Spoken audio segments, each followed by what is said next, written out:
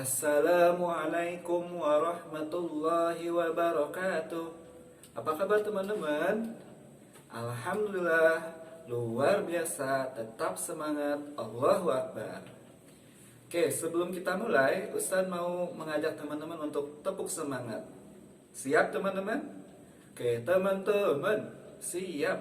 Bagaimana siapnya? Beginilah caranya. Tepuk semangat. Aye. Oke teman-teman, sepertinya sudah semangat nih. Oke, satu lagi Ustadz punya satu buah pantun untuk teman-teman di rumah. Saksikan ya, dan simak baik-baik. Di sawah ada petani, petani senang menanam padi. Alhamdulillah, kita bisa bertemu lagi bersama Ustadz Aldi. Oke, alhamdulillah teman-teman, kita diberi kesempatan untuk bertemu lagi. Sebelum kita mulai, kita awali hari ini dengan membaca basmalah agar diberikan keberkahan oleh Allah Subhanahu wa taala. 1, 2, mulai. Bismillahirrahmanirrahim. Alhamdulillah sudah dibacakan basmalah. Semoga kita diberi kemudahan untuk mencari ilmu Allah Subhanahu wa taala. Teman-teman, hari ini kita akan belajar tentang keteladanan Nabi Nuh alaihi salam. Selamat menyaksikan ya. Nabi Nuh merupakan keturunan ke-9 dari Nabi Adam alaihi salam. Pada masa itu, setiap manusia memiliki usia yang panjang. Nabi Nuh diangkat oleh Allah menjadi nabi dan rasul pada usia 480 tahun. Sepanjang usianya tersebut, Nabi Nuh terus berdakwah dan mengajak kaumnya tanpa kenal lelah. Meskipun Nabi Nuh telah berdakwah dalam jangka waktu yang lama, namun hanya dari kalangan orang-orang miskin yang mau mendengarkan beliau. Hal ini mengakibatkan kaum Nabi Nuh yang merupakan orang terpandang dan kaya raya tidak mau mengikuti ajaran Nabi Nuh karena mereka tidak sudi berdekatan dengan orang-orang rendahan.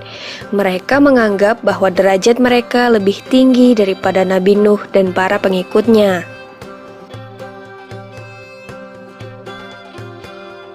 Bagi kaum yang durhaka itu, Nabi Nuh merupakan manusia biasa yang tidak mempunyai kelebihan apapun.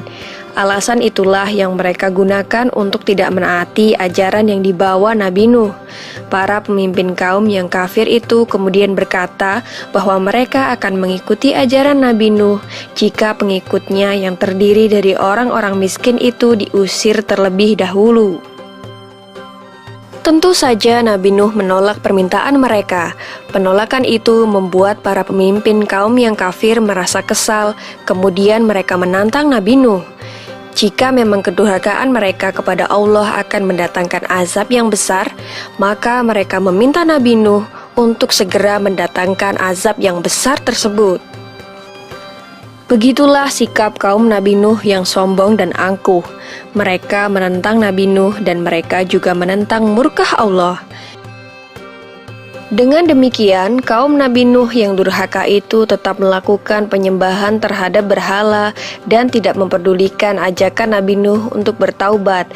Mereka menyembah patung-patung yang mereka anggap sebagai Tuhan karena sesuai dengan ajaran leluhur mereka sejak dahulu. Allah kemudian memberikan petunjuk kepada Nabi Nuh agar membangun bahtera kapal yang besar di puncak bukit. Meskipun dikerjakan bersama dengan para pengikutnya, ternyata pembuatan kapal tersebut memakan waktu yang lama. Nabi Nuh dan para pengikutnya tetap tegar dan terus bekerja menyelesaikan bahtera kapalnya. Tidak hanya orang-orang sekitarnya, bahkan anggota keluarga Nabi Nuh sendiri ikut meremehkan ajakannya untuk membantu membuat kapal. Istri Nabi Nuh dan seorang anak laki-lakinya yang bernama Kan'an terpengaruh keadaan dan menjadi durhaka kepada Allah dan Nabi Nuh. Dengan bimbingan Allah, Nabi Nuh dan para pengikutnya telah menyelesaikan pembuatan bahtera kapal tersebut. Allah kemudian memerintahkan Nabi Nuh untuk bersiap-siap karena bumi telah diperintahkan untuk memancarkan air dari dalam perutnya dan langit mulai hujan lebat. Nabi Nuh kemudian mengisi bahtera kapalnya dengan para binatang dan burung-burung terlebih dahulu. Berbagai macam jenis hewan mendatangi bahtera kapal Nabi Nuh secara berpasangan jantan dan betina. Tiada seekor jenis hewan pun yang terlewat, karena Nabi Nuh menunggu para hewan masuk dengan sabar. Bahtera yang besar itu ternyata dapat menampung segala jenis hewan yang telah masuk ke dalamnya. Dalam sekejap, banjir bandang melanda seluruh bumi yang mengakibatkan seluruh daratan mulai menghilang. Nabi Nuh yang berada di atas kapal terus berdoa kepada Allah untuk diberi keselamatan. Tak lama kemudian, beliau melihat putranya, Kan'an, yang berenang menyelamatkan diri. Nabi Nuh merasa tidak tega dan berusaha menyelamatkan putranya itu.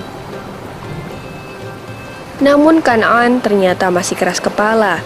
Ia malah berenang menuju daratan yang tersisa karena berpikir mungkin ia akan lebih aman di sana. Namun Allah berkehendak lain. Ombak besar datang ke arah Kan'an. Ia pun akhirnya tenggelam tergulung ombak. Tak lama setelah seluruh kaum Nabi Nuh yang durhaka tenggelam, banjir berangsur surut.